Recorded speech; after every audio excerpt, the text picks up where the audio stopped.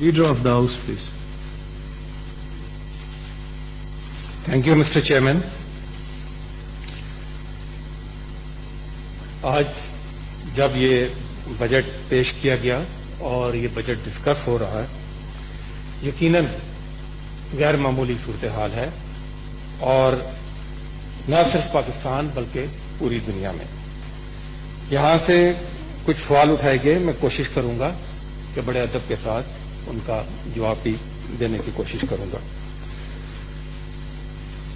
Mister chairman, سب سے پہلے جب بھی کسی صورتحال یا کسی چیلنج کا سامنا کرنا پڑتا ہے تو یہ ضروری ہے کہ ہم اس کے تمام خد و خال پر نظر رکھتے ہوئے پھر اپنے فیصلے لیں. بڑا آسان ہے یہ اسٹیٹمنٹ پاس کر دینا کہ کچھ نہیں کیا، یہ کہہ دینا کہ تباہی ہوگی، یہ کہہ دینا کہ آپ روک نہیں سکے. اور یہ تو اتنے تواتر سے کہا جا رہا ہے کہ مجھے تو اب شک ہونے لگا ہے کہ کل کو جب چاند گرہن کی نوید آئے گی تو شاید پھر بھی ہمیں یہ سننے کو ملے کہ اگر آپ نے بروقت اقدامات کیے ہوتے تو شاید اسے بچا جا سکتا تھا. مسٹر چیئرمین، پوری دنیا کا نقشہ ہمارے سامنے ہے. کہا جاتا ہے مثال نہ دیں. کیسے مثال نہ دیں جب پوری دنیا ایک آفت سے نبرد آزما ہے اور ہر جگہ ریسورسز بھی شاید کئی جگہ پر ہم سے بہت بہتر، ہیلتھ فیسلٹیز بھی بہت بہتر، معیشت بھی بہت بہتر، اگر اس کے اثرات تو دنیا نے دیکھے اور وہ اثرات یہ بتاتے ہیں کہ پاکستان نے اپنے محدود وسائل، اپنے محدود آپشنز کے باوجود لیڈرشپ کے بروقت اور کنسسٹنٹ فیصلوں کی وجہ سے، میں ریپیٹ کروں گا، کنسسٹنٹ فیصلوں کی وجہ سے، یہاں بار بار ورڈ کنفیوز یوز کیا جاتا ہے، پلیز اس پہ ڈیبیٹ کر لیں. کنسسٹنٹ فیصلے ڈے ون سے لیے گئے ہیں اور وہ ٹائم لائن کے ساتھ ساتھ یہ بتایا گیا ہے کہ اس ٹائم لائن کے اندر اس ایکسٹریم پہ فیصلہ کرنا ہے، اس ٹائم لائن کے اندر اس ایکسٹریم کے، اور یہ کنٹینیوس پروسیس ہے. یہ ایک ایونٹ نہیں ہے کہ آپ نے بند کمرے میں بیٹھا ایک فیصلہ سنا دیا اور یہ فیصلہ 5 سال کے لیے لاگو ہو گیا. یہ کنٹینیوس مانیٹرنگ، کنٹینیوس ایویلویشن اور اس کے ساتھ ساتھ یہ فیصلے. کیونکہ یہ بجٹ کی بات ہے تو میں زیادہ کوشش کروں گا کہ اپنے آپ کو محدود رکھوں بجٹ کے حوالے سے. دنیا کی معیشت پر دیکھیں کیا کیا اثر پڑے. یو کے میں 20% اکانومی کنٹریکٹ ہوئی، 11.5% ان کے جی ڈی پی میں کمی ہوئی. اٹلی، فرانس، اسپین جیسے ممالک میں 11% ان کی جی ڈی پی میں کمی ہوئی. امریکہ جیسا ملک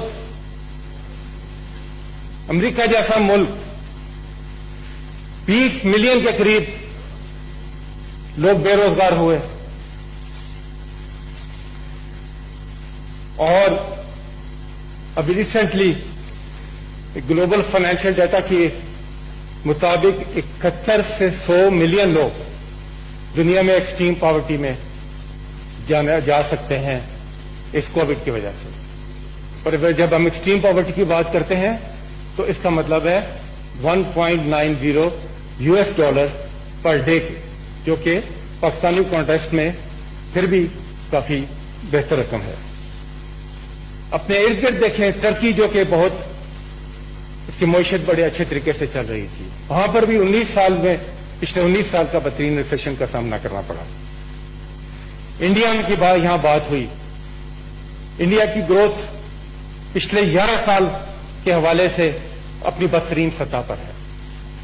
تو یہ موازنہ آپ کو کرنا پڑے گا. چیزوں کو ایک دوسرے کے ساتھ رکھ کر دیکھیں گے. اگر صرف मुखालफत और मैं ना मानूं उसके तहत आपने चलना है तो यकीनन कोई आर्गुमेंट और किसी डिबेट की शायद गुंजाइश ना रहे। बार बार ये कहा जाता है कि आपने मईशत के हवाले से ठीक फैसले नहीं किए, आप यहां पर हैं, आपको वहां तक पहुंचना चाहिए था। तो मैं फिर ये गुजारिश करूंगा, ये कोरोना की वबा तो अब आई, पाकिस्तान की मईशत तो आप लोगों की हुकूमतों से पिछले कई दहाइयों से वबा का शिकार है। करप्शन, बदइंतजामी, बेहिसी, ये वो वबा है जो कि पाकिस्तानी मईशत को वेंटिलेटर की सतह पर ले गई थी और ये मुल्क दिवालिया होने के करीब चला जा चुका था। जनाब, 25 से 30 हजार तक के कर्जों के बाद खजाना खाली, और जरा नजर दौड़ा के देखें तो उस वक्त के हुक्मरानों का तर्ज जिंदगी, उनका तर्ज अमल,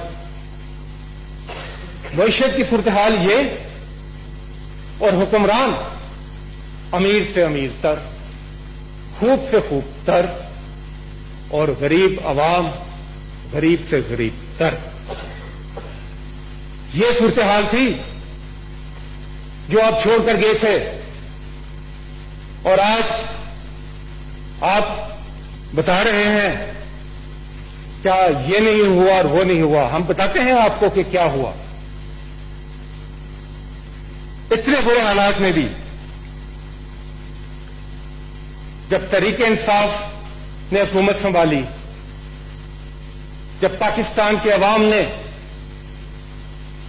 हुक्मरानों की, माजी के हुक्मरानों की, दोनों खानदानों की मुआशी पॉलिसियों और बदतरीन बदहाली से विच आकर इमरान खान को अपना वजीर आज़म मुकर्रर किया, तो पहला काम यह था कि मईशत को इस्तेकाम बख्शा जाए। उसके लिए काम किया गया और काम किया गया।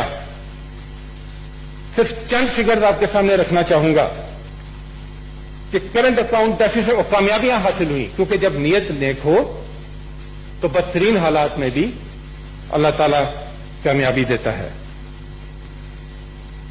जो करंट अकाउंट डेफिसिट था वो 20 अरब से 3 अरब तक उसमें कमी लाई गई। इंपोर्ट्स को कम किया गया, एक्सपोर्ट्स में ग्रोथ नजर आई। टैक्सेस की बात करते हैं, 17% टैक्सेस के रेवेन्यू कलेक्शन में इजाफा हुआ।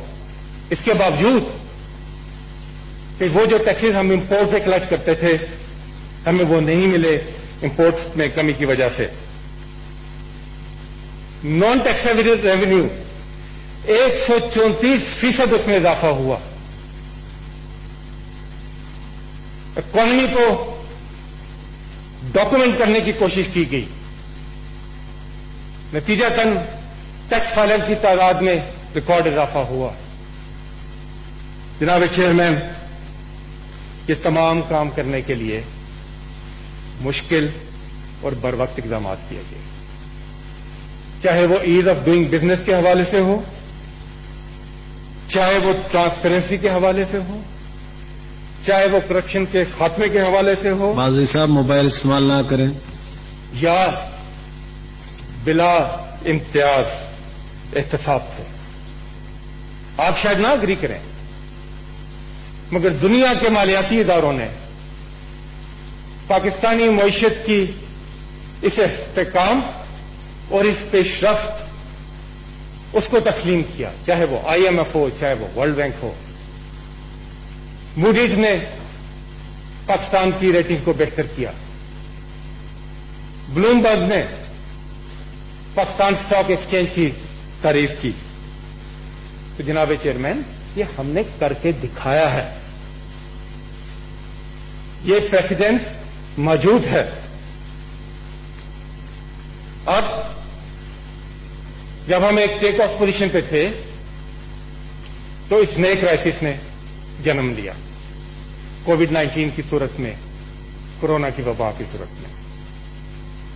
یقیناً یہ ایک بڑا چیلنج تھا, مگر اس چیلنج کے نبرد آزما ہونے کے لیے بھی بر وقت اقدامات کیے گئے, جن کی میں کچھ تفصیل آپ کو بتاؤں گا. مگر اس سے پہلے کہ میں بجٹ پہ آؤں, موجودہ بجٹ کے کچھ فیچرز پر آؤں. ایک طرف تو چیلنجز جو ڈیمانڈ کرتے ہیں کرائسس مینجمنٹ, جو ڈیمانڈ کرتے ہیں ریلیف, اور جہاں آپ کے پاس ٹیکسز بڑھانے کی گنجائش نہیں, کیونکہ آپ ایسا نہیں کرنا چاہتے کہ pennies wise and pound foolish. آپ نے ٹھیک ڈائریکشن دی, اور وہ ڈائریکشن تھی کہ بجائے ٹیکسز میں اضافہ کرنے کے, نئے ٹیکس لگانے کے, اکنامک سٹیمولس دیا جائے تاکہ بزنس ایکٹیویٹی جنریٹ ہو, تاکہ انڈسٹری ریوائو ہو, تاکہ ایکسپورٹس بڑھ سکیں. قرضوں کی بات ہو رہی تھی, تو ذرا اس ایکویشن کو دیکھیے گا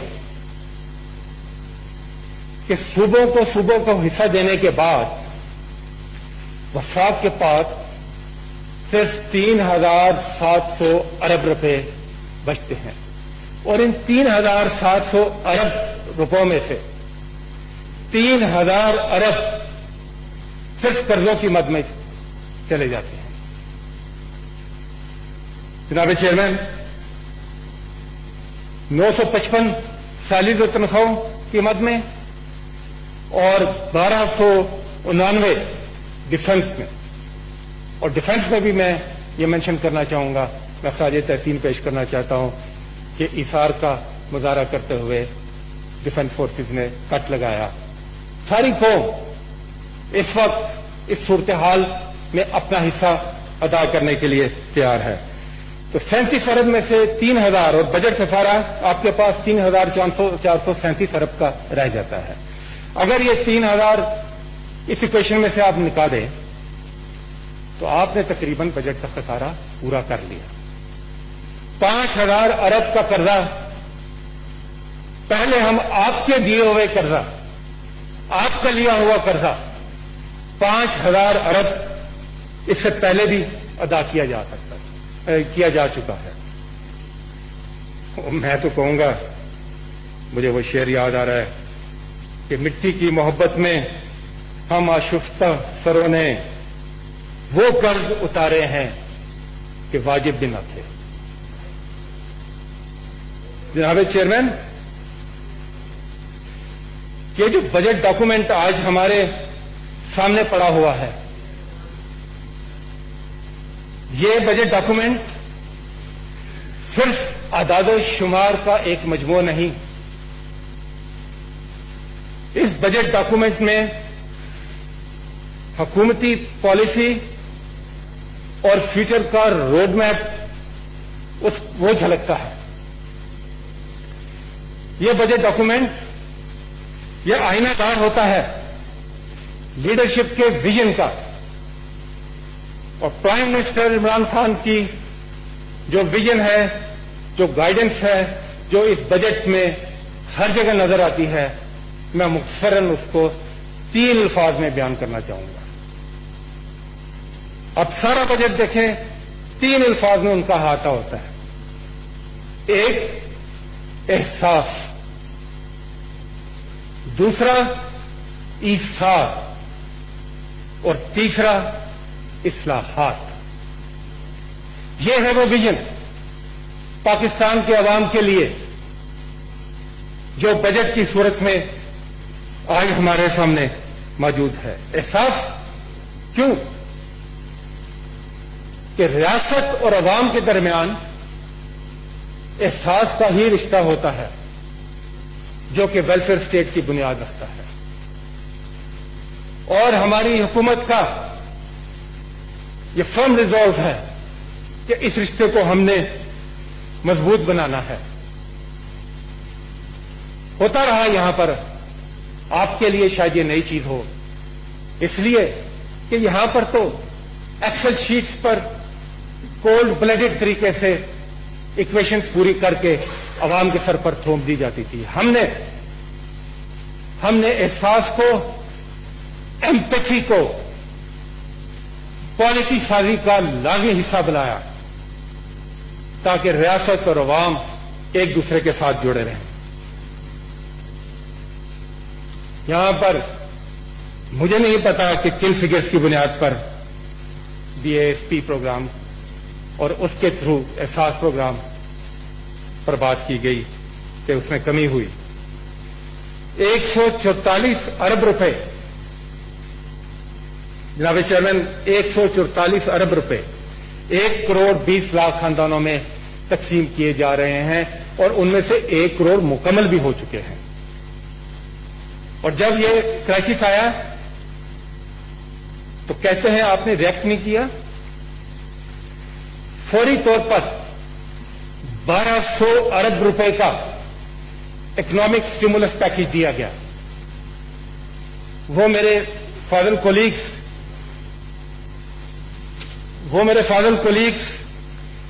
جن کو اس بجٹ میں کووڈ ریلیٹڈ ایلوکیشنز نظر نہیں آتی, وہ صرف اسی سٹیمولس پیکج کو ہی دیکھ لیں, جس کے 1200 میں سے 875 ارب اس وفاقی بجٹ میں مختص کیے گئے ہیں. اور یہ کس کو گئے ہیں؟ یہ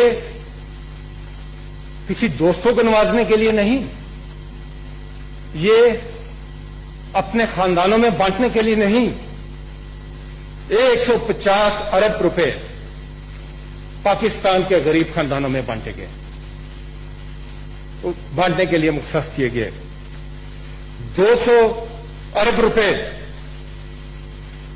ڈیلی ویجز والے لوگ جو سب سے زیادہ متاثر ہوئے.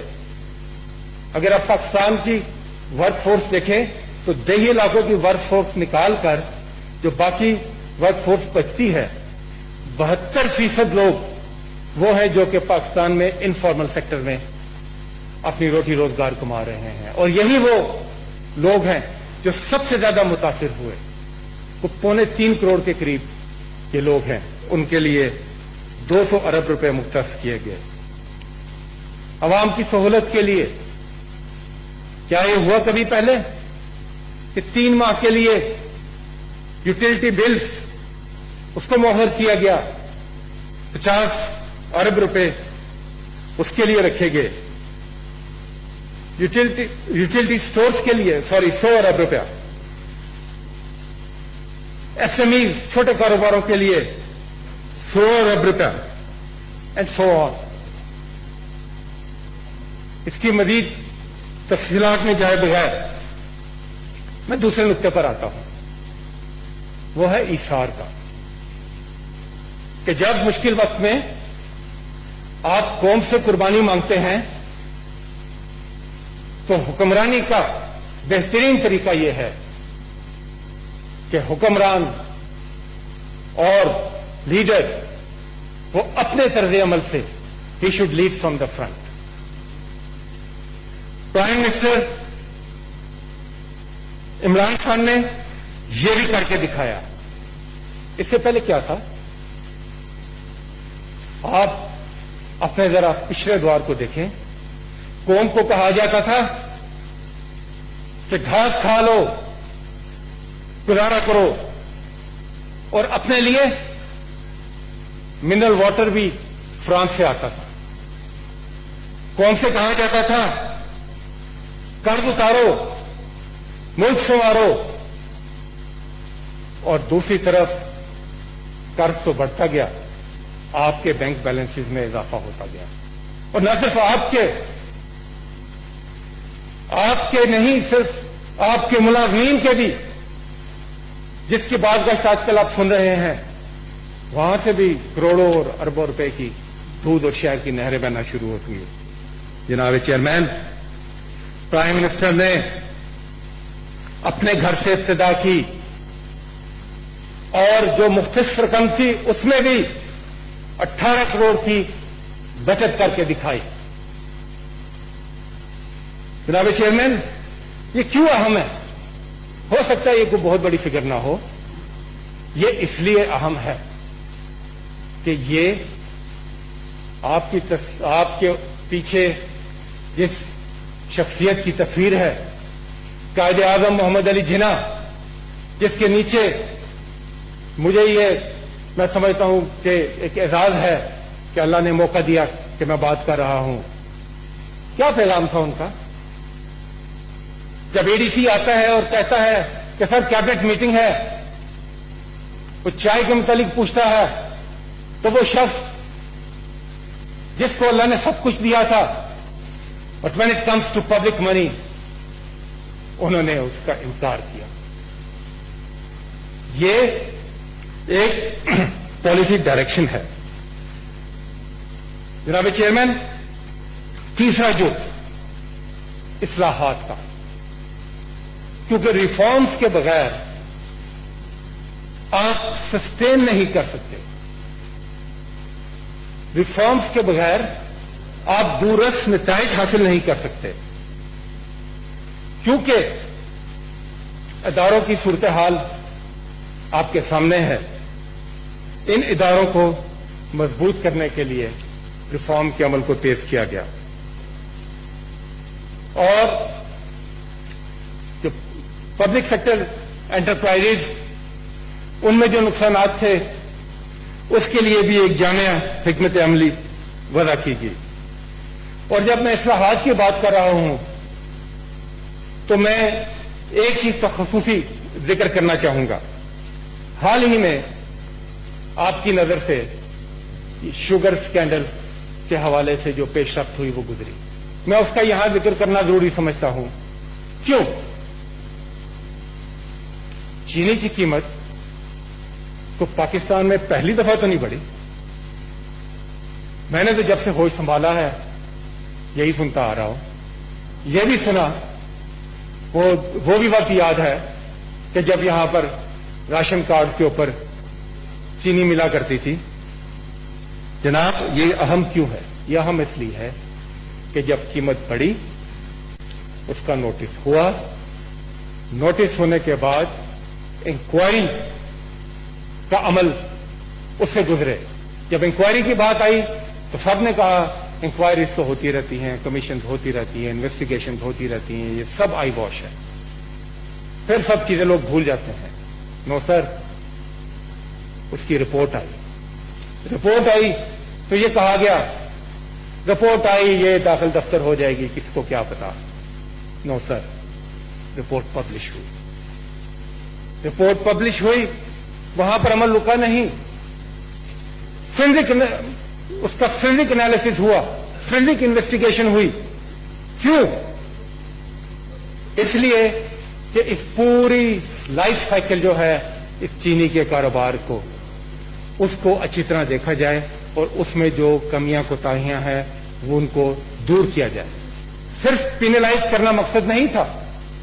ایک طرف جو لوگ ناجائز منافع خوری میں شامل ہیں ان کو پینلائز کیا جائے، اور دوسری طرف یہ بھی دیکھا جائے کہ یہ عمل کیوں ہو رہا ہے. جناب چیئرمین، اس ملک میں یہ ہوتا چلا آ رہا ہے، مگر اب اس عمل کو روکنا ہے اور یہ رکے گا انشاءاللہ. اور یہ پروجیکٹ پاکستان کے تمام علاقوں میں ہوں. یہ نہ ہو کہ اگر آپ کا ایک صوبے سے تعلق ہے تو سارے پروجیکٹ اسی صوبے میں، بلکہ اسی شہر میں، بلکہ پاکستان کے تمام علاقوں تک یہ ترقیاتی کام پہنچے. صحت کے حوالے سے میں یہ ان کو یاد کراتا چلوں کہ آپ تو بہت بڑے چیمپئن ہیں 18th امینڈمنٹ کے، اور 18th امینڈمنٹ کے بعد صحت ایک ڈیوالوس سبجیکٹ ہے اور بنیادی ذمہ داری اس کی صوبوں پر ہے. اور صوبوں کے اندر آپ نے چونکہ بار بار سندھ کا ذکر کیا، تو دیکھ لیں کہ کتنی ایلوکیشنز تھیں اور گراؤنڈ پر رزلٹ کیا ہے. مگر کیونکہ یہ ایک نیشنل ایمرجنسی تھی تو یہ نہیں ہو سکتا کہ حکومت اپنی ذمہ داری سے بری ذمہ ہو جائے, سارا کام صوبوں پہ ڈال دے. نہیں, ایسے نہیں ہوا اور نہ ایسے ہو سکتا ہے. حکومت نے بھرپور ساتھ دیا, بھرپور معاونت کی صوبوں کی, چاہے وہ کس کے حوالے سے ہو, اکوپمنٹ کے حوالے سے ہو, کیپیسٹی بلڈنگ کے حوالے سے ہو, پرسنل پروٹیکشن اکوپمنٹ کے حوالے سے ہو, سو آن اینڈ سو فورتھ. مگر یقیناً یہ ایک ایسا شعبہ ہے جو ہمیشہ نیگلیکٹ ہوتا رہا. مجھے خوشی ہوئی آج ان کے ہاں سے سن کے کہ بالآخر ان کو بھی احساس ہوا کہ نہیں, اس شعبے میں زیادہ توجہ کی ضرورت ہے. جناب چیئرمین, کہا گیا کہ زراعت میں تو کچھ کیا ہی نہیں, کچھ ہوا ہی نہیں. ٹڈی دل کا بھی ذکر آیا. جناب چیئرمین صاحب, اس کرائسس کے دوران دنیا میں جو سب سے بڑا ایشو اٹھا تھا وہ فوڈ کرائسس کا, اور تمام ملک اس پوزیشن میں نہیں تھے کہ وہ اس کرائسس سے نپٹ سکے. اور ایک بات کھل کر سامنے آئی کہ بالآخر خوراک کا نعم البدل کچھ نہیں ہو سکتا.